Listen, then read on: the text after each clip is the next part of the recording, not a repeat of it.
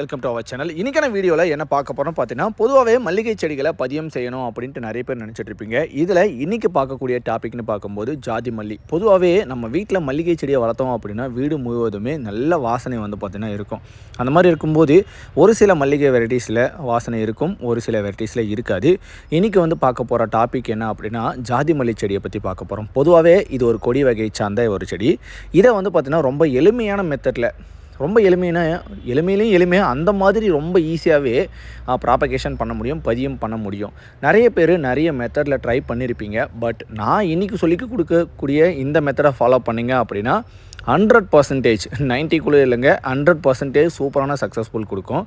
இந்த செடியை நல்லா வெயிலில் வச்சு வளர்க்கணும். 2 நாளைக்கு ஒரு முறை தண்ணி ஊற்றி விடணும். 15 நாட்களுக்கு ஒரு முறை மாட்டுச்சாணத்தோட தொழு உரத்தை கொடுத்தீங்க அப்படின்னா சூப்பராக வந்து செடிகள் நல்லா தழைஞ்சு வளரும். அது மட்டும் இல்லாமல் மொட்டுக்கள் வைக்கும். இந்த செடியை ரொம்ப எளிமையான மெத்தட்னு சொல்லியாச்சு. ப்ராபகேஷனை ஒரு சின்னதாக வந்து பார்த்திங்கன்னா ஒரு கப்பில் ஒரு சாயில் எடுத்துக்கிறோம். இந்த சாயில்னு பார்க்கும்போது கோகோ பீட் மிக்சிங் இருக்கக்கூடிய கார்டனிங் சாயில் எடுத்துக்கலாம், இல்லை ஃபுல் செம்மண் கலவையும் நீங்கள் எடுத்துக்கலாம்.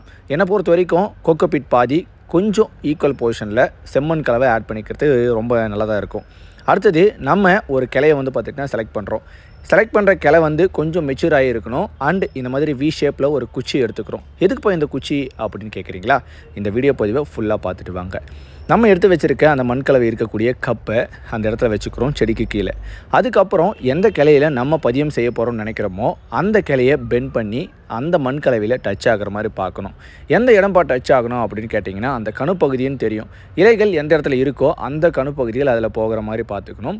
கரெக்டாக ஒரு 2 நோடுன்றது என்ன அப்படின்னா, அந்த கணுப்பகுதியில் தான் ஆங்கிலத்தில் நோடுன்னு சொல்லுவாங்க.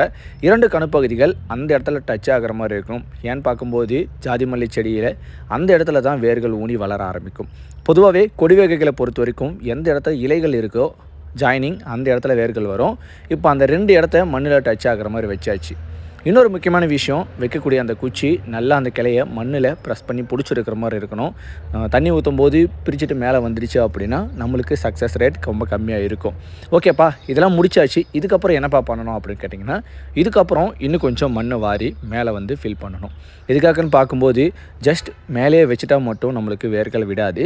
அதுக்கு மேலேயும் கொஞ்சம் மண் போட்டு கவர் பண்ணி விட்டால் மட்டுமே நம்மளுக்கு வேர்கள் ஈஸியாக வளரும். எத்தனை நாளில்ப்பா வேர் விடும் அப்படின்னு கேட்டிங்கன்னா, கரெக்டாக 15 20 நாளில் நாங்கள் சொன்ன மாதிரி கரெக்டாக ஃபாலோ பண்ணிங்க அப்படின்னா அதில் வேர்கள் விட்டு வளர ஆரம்பிச்சிடும். இந்த மாதிரி மேலே மண் நிரப்பிடணும். கண்டிப்பாக வந்து இதை நிரப்பினதுக்கப்புறம் தண்ணி ஊற்றி ஆகணுங்க. இது மேலே மண் மட்டும்தான் போடணுமா இல்லை கோகோ பீட் போடணுமா அப்படின்னு கேட்டிங்கன்னா, ஸோ உங்களோட விருப்பம். ஈரப்பதத்தை கரெக்டாக மெயின்டைன் பண்ணணுங்க. ஸோ இது மட்டும்தான். ரொம்ப வச்சு தட்டிடுறது இந்த மாதிரிலாம் எதுவுமே பண்ணாது. ஜஸ்ட் இந்த மண் போட்டதுக்கப்புறம் இதுக்கப்புறம் கண்டிப்பாக தண்ணி ஊற்றி ஆகணும். எதுக்காகன்னு பார்க்கும்போது இதிலேருந்து தான் இதனோட ப்ராசஸிங்கே ஸ்டார்ட் ஆகும். தண்ணி எத்தனை நாளைக்கு ஒரு முறை ஊற்றணும் அப்படின்னா 2 நாளைக்கு ஒரு முறை கண்டிப்பாக தண்ணி ஊற்றி ஆகணும். இந்த மாய்ஸ்சரை மெயின்டைன் பண்ணிங்க அப்படின்னா அந்த கணுப்பகுதியிலேருந்து வேர் வளரும். இந்த மெத்தடை எதெல்லாம் ட்ரை பண்ணணும் அப்படின்னு கேட்டிங்கன்னா, கொய்யா மரம், அது மட்டும் இல்லாமல் ரோஜா செடிகளில் இந்த மெத்தடை ஃபாலோ பண்ணிங்க அப்படின்னா 100% சூப்பரான ரிசல்ட் நீங்கள் பார்க்க முடியும். ஓகேப்பா, இதெல்லாம் முடிச்சதுக்கப்புறம் இது சக்ஸஸ் ஆச்சான்னு எப்படி கண்டுபிடிக்கணும் அப்படின்னு கேட்டிங்கன்னா, ஒன்ஸ் இது சக்ஸஸ் ஆச்சா அப்படின்னா நீங்கள் பெண்ட் பண்ணி வச்சுருக்கீங்க தெரியுங்களா, அந்த கிளைகளோட அந்த எட்ஜஸ்லேருந்து புதிய துளிர்கள் நிறைய வந்திருக்கும். இங்கே பாருங்கள், அந்த ஒவ்வொரு கணுப்பகுதிகளில் இருந்தும் புதிய துளிர் வந்திருக்கும். இதனால் என்ன நடக்குது அங்கே அப்படின்னு பார்க்கும்போது, அந்த இடத்துல வேர் அதிகமாக விட்டு சத்துக்களை வேகமாக எடுத்து அந்த கிளைகளுக்கு வேகமாக கொடுக்குது. அதனால் என்ன ஆகும், செடிகள் நிறைய துளிர் விட்டு வளர ஆரம்பிக்குது. சரிப்பா, இதுக்கப்புறம் அது எப்படி கட் பண்ணணும், எப்படி வைக்கணும் அப்படின்ட்டு கண்டிப்பாக டவுட் இருக்கும். இப்படியே பார்த்துட்டே வாங்க. சரி, ஓகே, தண்ணி ஊற்றி ஊற வச்சாச்சு. அப்படியே எடுக்காதீங்க, வேர் பிரிச்சுட்டு வந்துடும். ஒன்ஸ் ஒரு எடுக்க போகிறீங்க அப்படின்னா ஒரு 1/2 ஹவருக்கு முன்னாடியே தண்ணி ஊற்றி விட்டுடணும். வரவே மாட்டேங்குது, ஐயோ என்னாச்சு அப்படின்னு பார்க்கும்போது தான் தெரிஞ்சுது, நல்லா சூப்பராக வேர் விட்டு வளர்ந்துருச்சு அப்படின்ட்டு எனக்கே தெரிஞ்சுது. இப்போது எப்படி வேர் விட்டுருக்கோம் அப்படின்ட்டு உங்களால் நம்ப முடியாத அளவுக்கு அந்த இடத்துல வேர்களை நீங்கள் பார்க்க போகிறீங்க.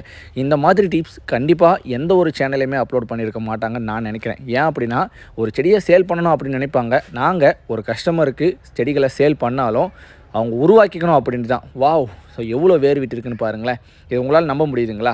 ஜஸ்ட் பெண்ட் பண்ண போகிறீங்க, ஒரு மண் கலவையில் வைக்க போகிறீங்க, 2 நாளைக்கு ஒரு முறை தண்ணி ஊற்றிங்க. 20 நாளில் உங்களோட செடிகளில் இந்த மாதிரி வேர்கள் பிடிச்சி வளர்ந்துடும். தம்பி, இதில் எப்போ கட் பண்ணணும் அப்படின்னு கேட்டிங்கன்னா, உங்களோட செடிகள் நல்லா வேர் விட்டு வளர்ந்துருச்சு அப்படின்னு தெரியுதா, அன்றைக்கி கட் பண்ணி இன்னொரு பாலி பேக்குக்கு சேஞ்ச் பண்ணிடணும். நர்சரியெல்லாம் கட்டிங்ஸ் மூலிமா ஃபாலோ பண்ணுவாங்க. நம்ம எடுத்து உடனே கட்டிங்ஸ் மூலிமா ஃபாலோ பண்ணோம் அப்படின்னா கண்டிப்பாக சக்ஸஸ் ஆகாதுங்க. ஏன் உண்மையை சொல்லிடணும். ஏன்னா நம்ம ஒரு வீடியோ வந்து ஃபேக்காக அந்த மாதிரி அப்லோட் பண்ணிவிட்டு போவோம். பட் பார்க்குற சப்ஸ்கிரைபர் சக்ஸஸ்ஃபுல்லாக ஒரு மெத்தடை ஃபாலோ பண்ணோம் அப்படின்னா இந்த மெத்தட் அவங்களுக்கு யூஸ்ஃபுல்லாக இருக்கும். இப்போ என்ன பண்ண போகிறோம் அப்படின்னா இந்த செடியை நம்ம அந்த இடத்துல கட் பண்ணி இதுக்கு மேலே இருக்கக்கூடிய பார்ட் எல்லாமே ஒரு செடியாகவும் அந்த இடத்துல ஒரு கட் பண்ணி அந்த செடியை ஒரு செடியாகவும் நம்ம உற்பத்தி பண்ணிக்க போகிறோம். இந்த மாதிரி ஆயிரக்கணக்கில் உங்களால் ஒரு செடிகளை உருவாக்க முடியும். அண்டு முக்கியமான விஷயம் நீங்கள் செய்ய வேண்டியது எனக்காக அப்படின்னா இந்த வீடியோ பதிவை பார்த்துட்டு ஜஸ்ட் ஒரு லைக் தட்டி விட்டுட்டு ஒரு 10 பேருக்கு ஷேர் பண்ணி விடுங்க. அது மட்டும் இல்லாமல் எப்படி இருந்தது, நல்லா இருந்ததுப்பா, இல்லைப்பா நல்லா இல்லைப்பா அப்படின்னு சொல்லணும். அது மட்டும் இல்லாமல் இன்னொரு முக்கியமான விஷயம் என்னென்னு பார்க்க போனால் உங்களுக்கு வேறு ஏதாவது பதியத்தை பற்றி தெரிஞ்சுக்கணும் அப்படின்னு நீங்கள் நினச்சிங்கன்னா எந்த செடியை பற்றி தெரிஞ்சுக்கணும் அப்படின்றத இந்த வீடியோ பதிவுக்கு கீழே கமெண்ட்டில் மென்ஷன் பண்ணுங்கள். கூடிய சீக்கிரம் உங்களுக்கு தேவையான வீடியோக்களை வந்து நம்மளோட சேனலில் அப்லோட் பண்ணுவோம். அண்டு இப்படி தான் கட் பண்ணி எடுக்கணும். ஸோ ஒன்ஸ் எந்த இடத்துல ரூட் இருக்கோ அதுக்கு பக்கத்தில் கட் பண்ணி ஒரு செடியாக நம்ம எடுத்தாச்சு. தம்பி இதுக்கப்புறம் என்ன பண்ணணும், இதே எங்கே எடுத்துகிட்டு போயிட்டு வைக்கணும் அப்படின்னு கேட்குறீங்களா? வாங்க சொல்கிறேன். நம்ம வீட்டில் இருக்கக்கூடிய அந்த கார்டன் சாயில் எடுத்துக்கிறோம். ஸோ இந்த கார்டன் சாயிலில் நீங்கள் கட் பண்ணி வச்சுருக்க செடியை வச்சா போதும். இதில் கொஞ்சம் லைட்டாக முடிஞ்சால் கோகோபீட் ஆட் பண்ணிக்கோங்க. இதுக்கப்புறம் இதை பாலி பேக்கில் சேஞ்ச் பண்ணதுக்கப்புறம் ஒரு பாட்டில் வச்சு க்ரோ பண்ணலாம். இல்லை நீங்கள் டேரெக்டாகவே தரையிலையும் வச்சு வளர்க்கலாங்க. உங்களுக்கு எதுக்காக இந்த க்ரோ பேக் மாதிரி இருக்கக்கூடிய இந்த பாலித்தீன் ஷீட்டில் வைக்கிறோம் அப்படின்னா அப்போ நர்சரியில் எந்த மெத்தட்லாம் வரும்போதே பாலி பேக்கில் வருதேப்பா அப்படின்னு சொல்லி தெரியுங்களா? அதுக்காக நாங்கள் ஆல்டர்னேட்டிவாக ஒரு பேக்கை எடுத்து அதில் வச்சு உங்களுக்கு டெஸ்டிங் கொடுக்க போகிறோம். இன்னொரு முக்கியமான விஷயம், ஒரு மெத்தடை நாங்கள் ஃபாலோ பண்ணுறோம் அப்படின்னா அது சக்ஸஸ் ஆனால் மட்டுமே நம்மளோட ஃபாலோவர்ஸ்க்கு கொடுப்போம். சக்ஸஸ் ஆகலை, ஃபெயிலியர் ஆகுது அப்படின்னா கண்டிப்பாக சொல்லித்தர மாட்டோம். ஏன் அப்படின்னா நம்மளை நம்பி நம்மளோட வீடியோஸை பார்ப்பாங்க. அண்டு வெளியில் வந்து பார்த்திங்கன்னா இவ்வளோ ப்ரைஸுக்கு காசு கொடுத்து வாங்க முடியாமல் இருப்பாங்க தெரியுங்களா? எளிமையாக நம்ம வீட்டிலே ரெடி பண்ணுறதுக்கான ஒரு ஆப்பர்ச்சுனிட்டி வந்து நம்மளே கொடுத்து விட்டுறோம். இதுக்கப்புறம் இந்த செடி என்ன பண்ண போகிறோம் அப்படின்னா அந்த மண் கலவையில் வைக்க போகிறோம். சரிப்பா, வைக்கும்போது ஏதாச்சும் கேர்ஃபுல்லாக ஹேண்டில் பண்ணணுமா அப்படின்னா கண்டிப்பாங்க புதிய வேர்கள்னு பார்க்கும்போது அந்த வெள்ளை நிறத்தில் இருக்கக்கூடிய வேர்களை டேமேஜ் ஆகாமல் பார்த்துக்கணும். 20 நாள் வெயிட் பண்ணி ஒரு செடியை உருவாக்கியாச்சு. உருவாக்குனதுக்கப்புறம் அதை கரெக்டாக டிரான்ஸ்பிளான்ட் பண்ணுறதுல தான் நம்மளுக்கு ஒரு ஹைலைட்டான விஷயம்.